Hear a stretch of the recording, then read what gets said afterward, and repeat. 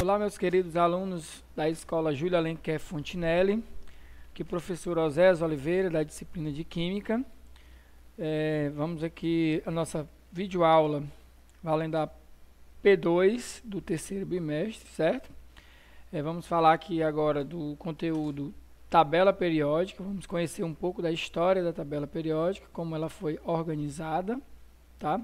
Esse conteúdo se encontra no capítulo 6 do livro de vocês, né, do livro didático, tá bom?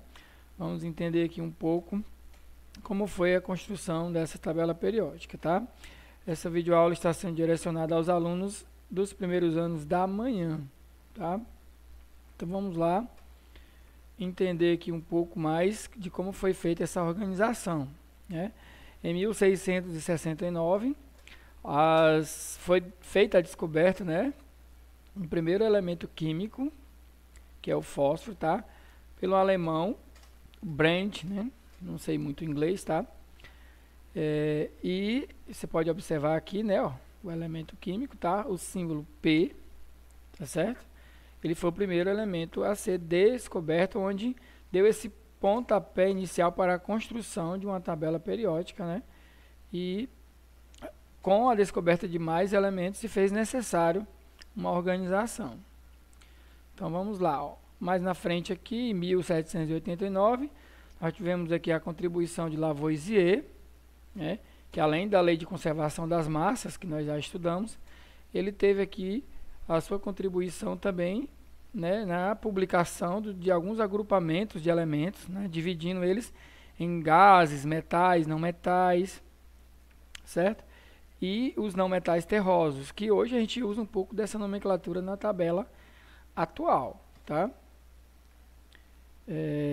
Como eu tinha falado, né, a lei de conservação das massas de Lavoisier. E aqui o Dalton, aquele lá do modelo atômico bola de bilhar, ele também deu sua contribuição para a organização dos elementos químicos, né? Ele também usou o critério de ordem crescente de massa atômica e organizou alguns elementos aqui, ó, com os nomes e os seus símbolos, né? Certo? Aí você pode observar aí, ó, oxigênio, ele usou esse símbolo aqui naquela época, né? E assim sucessivamente, uma tentativa de organização. Mais na frente, nós vamos ver aqui o Dobereiner, né? Johann Dobereiner. Esse conteúdo tem no livro de vocês, bem claro, façam a leitura.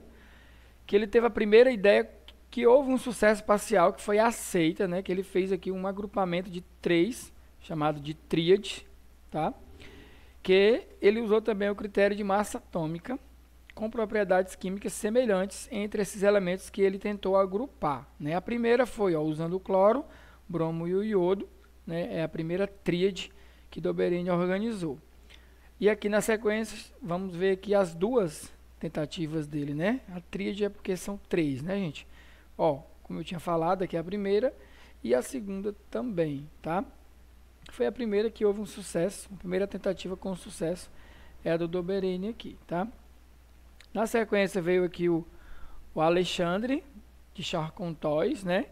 Que ele trouxe uma ideia de parafuso, né? Por isso que é chamado de parafuso de telúrio, né? Que ele usou aqui as linhas espiraladas, também usando a sequência de massa atômica. Observe que esse padrão, até então, ele é seguido, ó, né? A ordem crescente de massa atômica, tá? Observe que isso vai mudar lá na frente, tá? Então, observe aqui, ó, imagine um parafuso, né? E ele foi seguindo as linhas espiraladas, colocando esses elementos em ordem crescente de massa atômica e observando também algumas semelhanças entre eles, certo? Mais um, o Newlands, né? John Newlands, que ele fez o chamado, né, o conhecido Lei das Oitavas, né? Essa foi a proposta dele, né, que ele colocou esses elementos agrupados de 7 em 7, em uma ordem também crescente de massa atômica, tá? Só que ele observou que o primeiro elemento ele tinha propriedade semelhante ao oitavo, na sua classificação, na sua organização. Como é que ficou isso, né? Vamos ver aqui como foi a tabela proposta pelo Newlands, ó. Olha só. Ele colocou aqui um símbolo, né? Dó, para o hidrogênio. E o oitavo elemento aqui, ó, né, do outro lado aqui, do lado direito, ele usa o mesmo nome. Por quê? Porque eles têm semelhanças, né? Ele observou semelhanças entre eles. Então ele repetiu o nome e colocou na sequência aqui, ó, tá? Então aqui, ó, 7 elementos do lado esquerdo com mais 7 do lado direito. Observe que também há uma ordem crescente na massa, ó, 1, 8, 2, 9, 3, 10 e assim sucessivamente, certo? Aí veio aqui o cara, né? O cara da tabela periódica, em 1869, é o Mendeleev, Dmitri Ivanovich Mendeleev, considerado o pai da tabela periódica. Por quê? Porque ele fez uma classificação, uma organização que foi a base para a tabela atual de hoje, né? Ele era muito inteligente, né? Então ele organizou esses elementos semelhantes no mesmo grupo, tá? E ele publicou, fez a publicação da sua tabela original, que é essa aqui, ó. A gente já observa aqui a inteligência do cara, ó, em fazer essas 8 colunas, respectivamente com suas linhas aqui horizontais, ó, sempre observando, né, e seguindo a ordem crescente de massa atômica. Se você observar aqui essa linha, ó, lítio 7, belírio 9,4, boro, e assim vai, ó, carbono, nitrogênio, oxigênio, flúor, seguindo sempre uma ordem crescente nas massas atômicas, né, que é o que tinha naquela época. Não existia ainda a descoberta do número atômico, que é o que nós vamos ver na sequência aqui, ó, que as novas ideias pelo Henry Moseley, que ele estabeleceu o conceito de número atômico, né? Então, existe ainda a massa atômica de cada elemento, óbvio, mas a tabela é organizada na ordem crescente de número atômico agora, e não mais de massa atômica, tá? Então, ele organizou esses elementos nessa tabela na ordem crescente de número atômico, e é seguido até hoje essas ideias do Henry Moseley, tá? Vamos ver aqui, ó, algumas ideias de tabela periódica, de tentativa de organizar essa tabela periódica, tá? Eu trouxe aqui 3, existe bem mais dessas tentativas por outros caras, né, outros cientistas, pesquisadores daquela época, tá? Só para a gente ter uma ideia que não foi fácil organizar essa tabela, tá? Até chegar nessa tabela de hoje, que ela é aceita e adotada desde 1923, tá? Com algumas adaptações, mas ela é a que a gente usa sim, tá? Só para você ter uma ideia aí, vamos imaginar aqui na frente algumas classificações para a mesma tabela, né? Famílias ou grupos, que são essas colunas, né? Que são 18 colunas, tá, gente? Ó, 18 colunas na vertical, tá? Com suas classificações. Metais alcalinos terrosos, né? Nessas colunas, aqui são os elementos chamados de transição ou metais de transição. E do 13 ao 18 tem uma classificação para cada coluna também, de acordo com as propriedades, tá? Usando a mesma tabela, agora com outras informações, ó, a gente observa as 18 colunas, óbvio, né? E agora com os números acompanhados da letra A, tá? E B também, que são as duas famílias.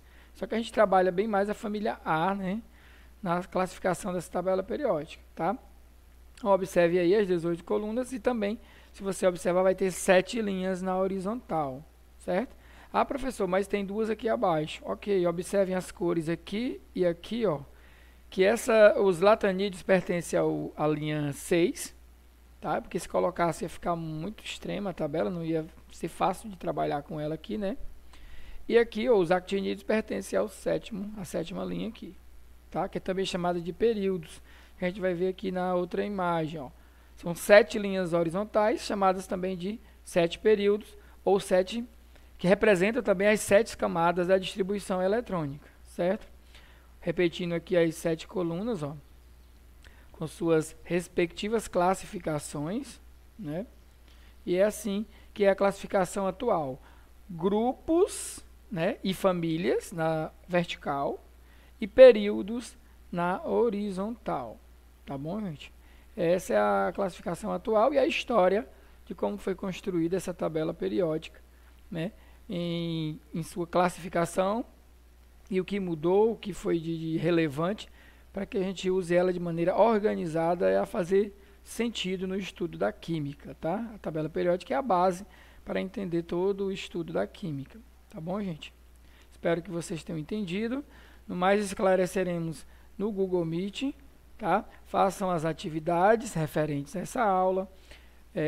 Curta lá no canal da escola, ative o sininho para as notificações, para você ficar atento às videoaulas que serão postadas. Um abraço a todos e até a próxima.